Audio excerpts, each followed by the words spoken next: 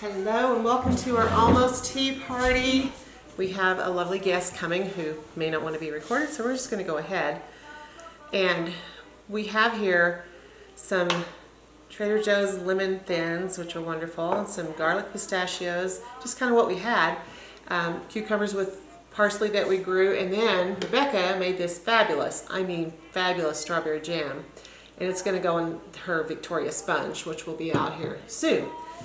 And Victoria sponge is a traditional English dessert, and that's because we are watching the rest of, we've already watched half with this guest who's coming in, now we're going to finish, the royal wedding, which we watch every year because it's Kate and William, and it's just amazingly beautiful.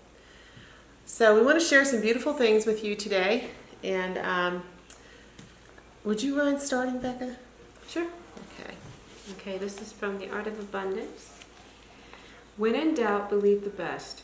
Whether it is for your future or about the people you know, believing the best brings back the best. It's almost like sending a radio message out to the universe.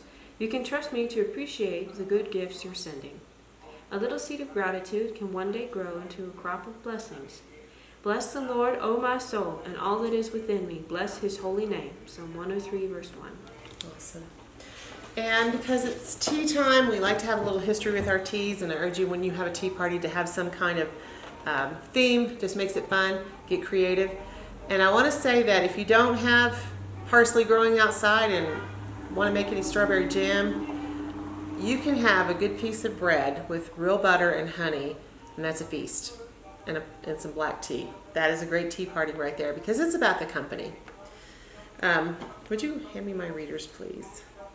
I'm reading from the Founder's Bible about Daniel Webster, a leading American statesman, lawyer, and orator, and he said, "The gospel is either true history or it is a consummate fraud.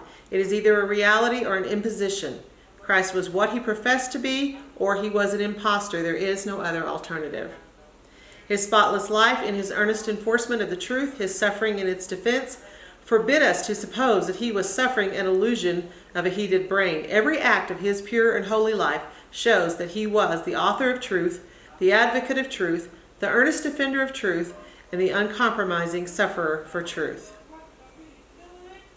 Now, considering the purity of his doctrines, the simplicity of his life, and the sublimity of his death, is it possible that he would have died for an illusion?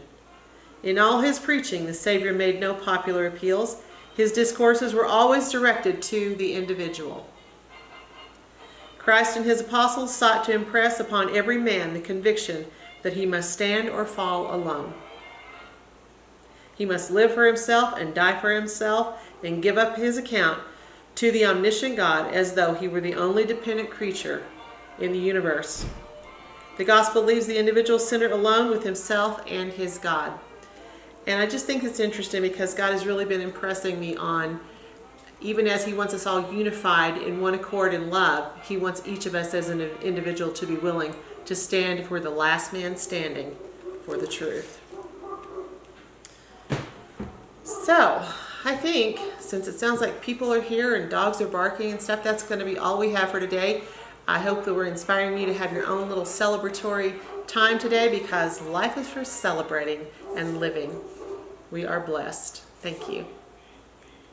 Want to turn that off? 2 minutes at your closer. Have a great weekend.